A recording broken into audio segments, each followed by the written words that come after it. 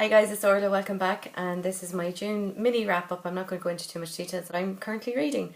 I was on holidays in June, so I downloaded 5 ebooks and I listened to one audiobook, and I'm just going to give you a quick synopsis of all of those books. So the first book I'm going to start with is Crazy Rich Asians, and it's by Kevin Kwan.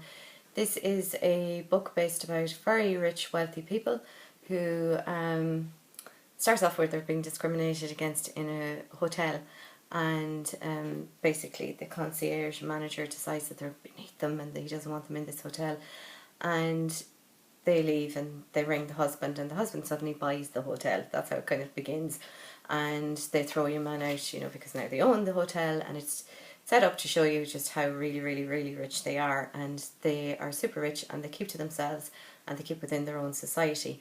And it moves through sort of the generations and the changes, I suppose, to some of the younger generation who are sort of courting superstardom and in all the press and on Instagram and all, I suppose, and all those kind of things. I really didn't like this book. I was so disappointed. It was really long, and I wasted probably 2 to 3 days reading it because I never gelled with the characters, and I found it repetitive, and it kept going on about all their big houses and their cars and what they drove, and and instead of feeling atmospheric or changing how I felt about the characters, it just started to annoy me. And then when they bring in an ordinary character, one of the younger women is beautiful and fantastic, and she's hiding all these expensive dresses from the husband, who knows full well what they cost. And she sort of lowered herself for love and lives in this tiny little apartment, God help her, and he leaves her.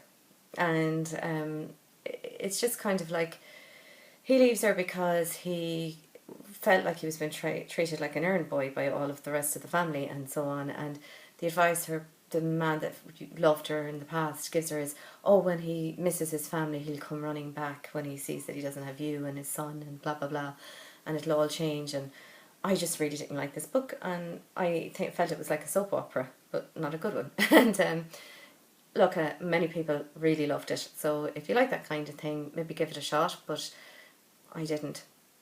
The next book that I read was Side Effects Minivery, and it's by Julie Murphy. I gave this a 4 stars out of 5. It's a contemporary, and it's sort of like a coming of age, but there's a nice twist to it. It centres around Alice, who goes home one day unexpectedly and discovers a family secret, and then before she gets to confront her mother about it, she's diagnosed as having leukemia and terminally ill. And it centres around her and Harvey, her best friend from childhood, who she knows is in love with her and she has mixed feelings for, and she basically uses him to do a kind of reverse bucket list, you could say, whereupon she exacts revenge on people in her high school and so on.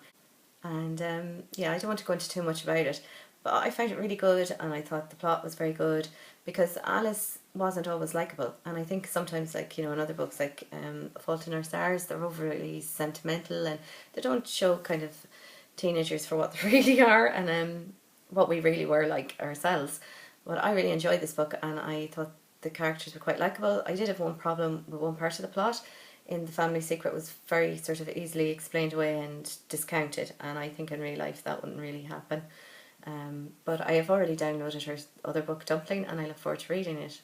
Life After Life was an audiobook I listened to by Kate Atkinson, and it centres around a family. We start off with Sylvia and Hugh, and goes into a bit of detail about Sylvia, who's very likeable, I quite liked her, and Hugh, who's very likeable, and their children. But one of their children is quite special, and her name is Ursula. And what happens is it jumps over and back between different time frames, and it seems Ursula can't really die, or can she? It's more like different events, days lived out.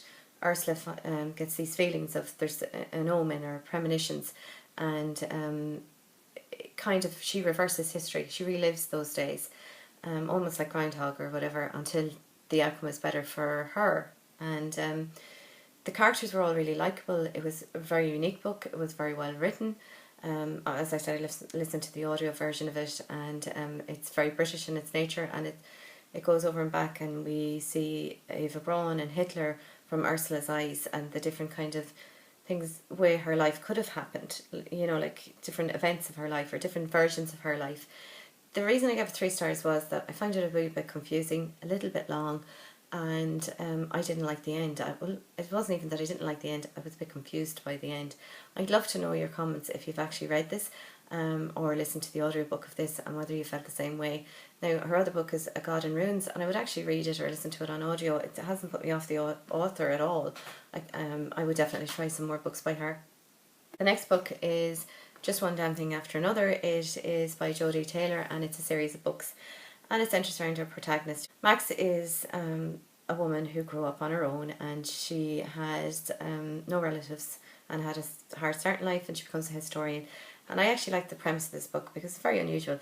It's about this sort of university that they all work in, but what actually it is a secret kind of society, and they're all historians who go back in these pods, and they get to see historical events firsthand without interfering in them.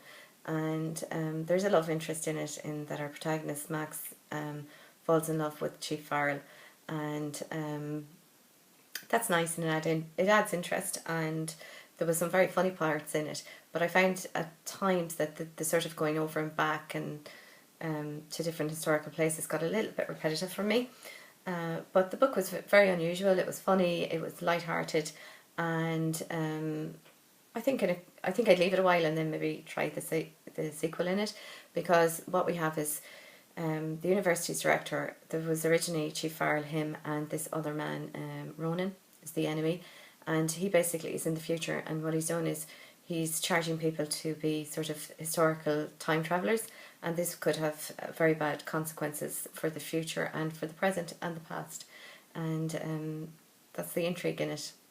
So yeah, I gave it a 3 out of 5 stars, but I did enjoy it, and it was certainly good for summertime or that, very unique. So then I read Let's Pretend This Never Happened by Jenny Lawson, and this is a memoir about Jenny, and it starts out from birth right through all her childhood, which was extremely unusual. It was a very poor childhood, but her father and mother are very unique people. Her father in particular, as he's a taxidermist, and it's all about the sort of things that happened to her as a child, and it's a very touching, really well written, funny, no holds barred, but not depressing kind of memoir. It's about her relationship with her husband, and they're very different people. They come from very different backgrounds, and the kind of problems, I suppose, that causes for them, and their relationship. And her relationship with her sister isn't cliched. I like that about it. Her sister found it easier in high school to kind of blend in, and compared to Jenny herself. So I gave this a 4 out of 5 stars. I really enjoyed it. My final book is a 5-star read for me, and I have to say it's my favourite book of 2016 so far, A Man Called Ove. It's by the Swedish writer Fredrik Beckman, and it's set in Sweden. It follows Ove on his normal routine first thing in the morning, and we discover Ove is a very black and white person, and not very forthcoming or friendly or kind. You don't think at first, you know, and it involves all his neighbours and the way they've affected his life after his wife dies. It shows you sort of the lessons that Ove learned about being honest from his father and being trustworthy, and how to be your own man, about working hard and being setting up a home for his wife, and his the romance between the two of them is beautifully done.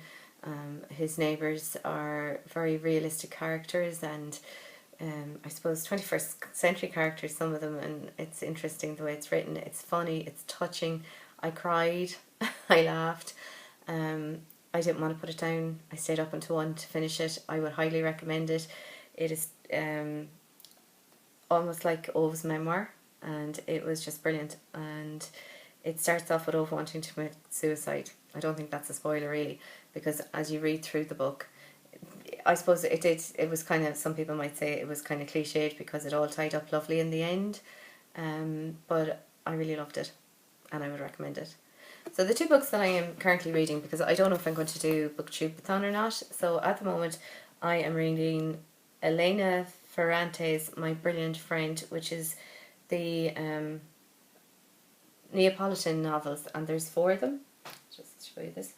There's 4 of them in the series, and this is the first one, and it follows Elena and her best friend from their childhood. Now apparently we don't know whether Elena Ferrante is a man or a woman. Nobody knows who they are, which adds, I suppose, an extra touch of unusualness. They're a very popular writer and very successful. This is highly recommended. I know loads of people who love it. I'm about 66 pages into it, and it's a nice easy read and quite gripping so far, so I'm looking forward to that. The other book I have is a thriller, Behind Closed Doors by B.A. Paris. I don't know if you can see that. And it's about Jack and Grace and their seemingly perfect marriage, but nothing is perfect in real life, is it? And is her beautiful dream house and life a prison? So we'll let you know how I like these, and if I'm doing Booktubeathon, obviously I will have videos up. Thanks for listening, and as always, subscribe, tune in, leave a comment. Your friend.